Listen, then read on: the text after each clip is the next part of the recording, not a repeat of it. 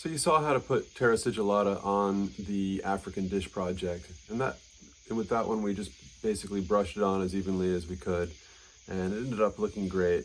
It was kind of a two-sided project, so it made sense to brush it on one side, brush it on the other. But when you have a larger piece, larger surface, and especially if it's a big round thrown surface, it's hard to get everything to that correct stage all at once. So I'm going to show you a trick where we actually use the wheel to assist getting the terra sig on nice and even on the top half, and then I'll flip it over and do the bottom half. So this is going to involve putting the piece on a chuck and rotating it as we put on the terra sigillata. Let me readjust the camera and show you exactly how it's going to work. So I have the ballooned jar that I made in the earlier video, and it's got a narrow neck and a rounded bottom, just a little bit of a flat area. We want to just burnish the entire exterior surface and maybe even a little bit into the inside where you can still see. So I'm going to start out doing the lower half, and that's because it should fit into this pre-thrown chuck with that neck going down in. But I don't want to put it directly on this bisque fired clay.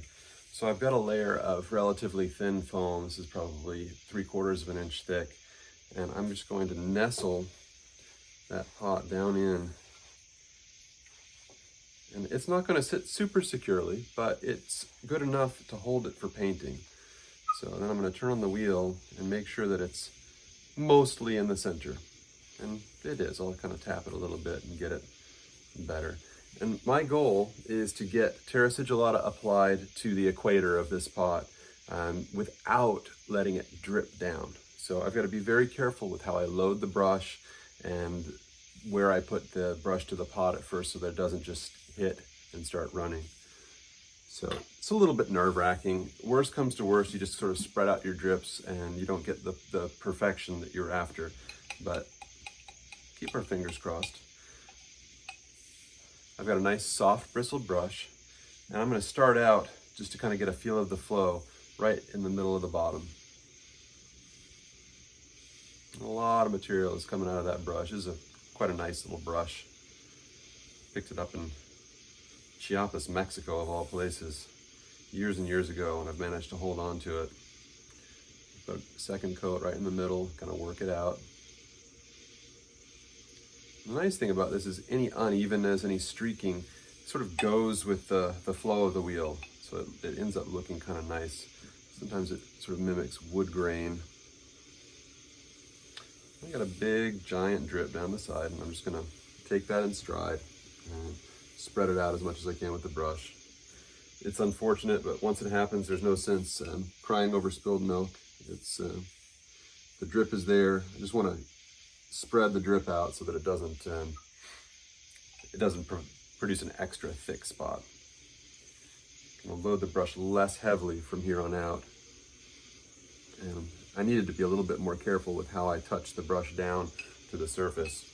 Kind of just whomped it on there, and I needed to gently make contact and get the brush a chance to sort of release its charge of material more gradually. Final coat here.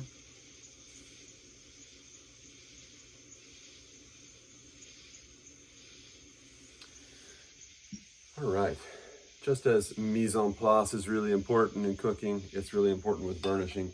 And I have started this project without locating my Kroger bag.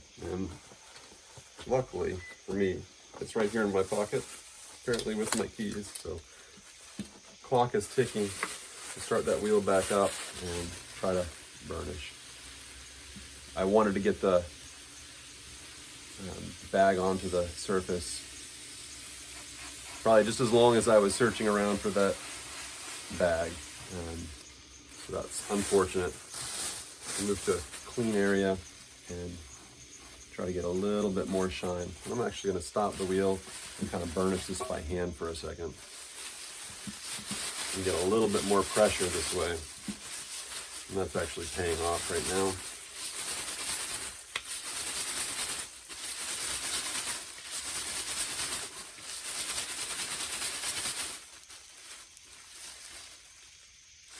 So pretty sweet sheen going on the bottom of that pot.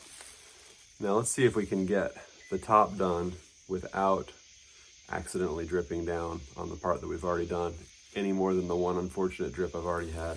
So for this, I don't see any big advantage to working on the chuck. I'm just going to take it down to the wheel head. No.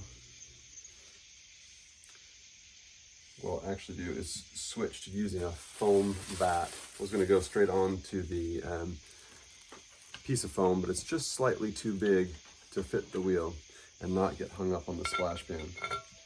So it's all right, we improvise. Got a foam covered bat here that I'm going to put down. Kind of make sure that that's feeling fairly clean, and I'll place my pot on there. This time I'm going to keep my bag handy and center that pot at least close enough.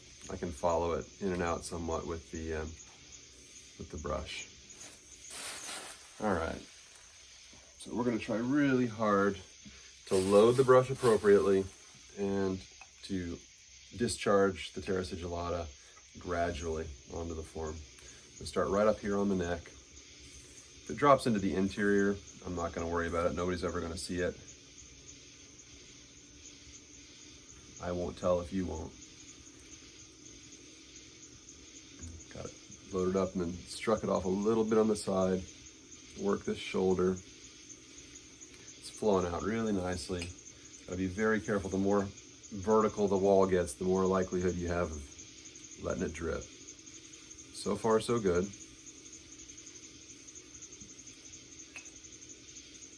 Like I mentioned in the other video, the first coat usually kind of dries up before you get a chance to do what you want to do.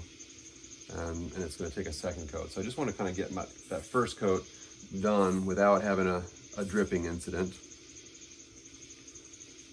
Getting down here to the equator where the diameter is maximum. Of course, the circumference is also maximum, so you need more material here, but you don't want to load it up so heavily that you end up running.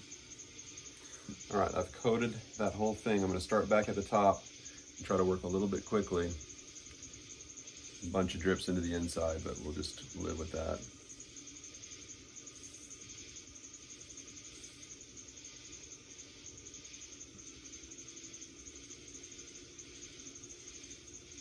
All right, a little bit more down the side here.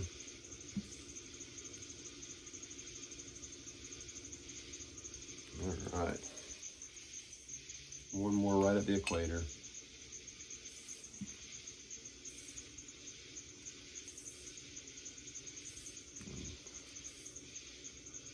A little dry right up here.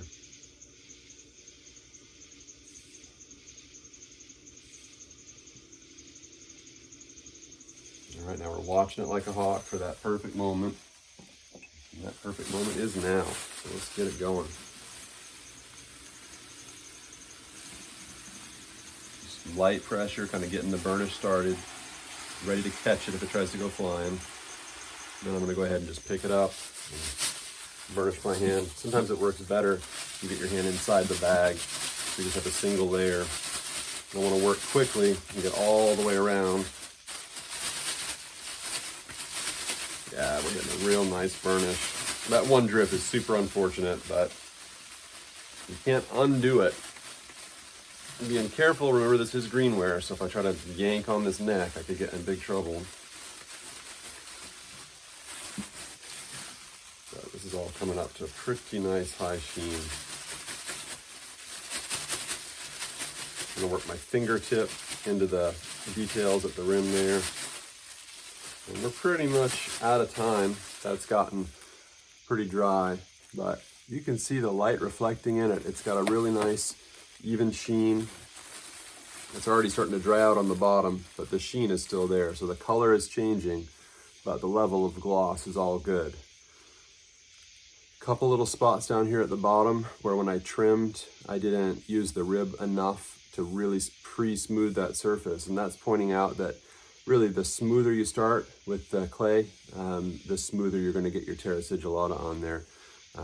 But I'm happy enough with this. I think that it will look beautiful once I get some horsehair burnt onto the surface. So that's the technique, using the wheel to help you get the terra sig on quickly, using the big Kroger bag to burnish a large area at once, so that you can do it pretty much all at once, or at least half at a time. Hope that's helpful and you'll be able to apply that technique to your pieces, and I can't wait to see these things go into the firing at the end of the month.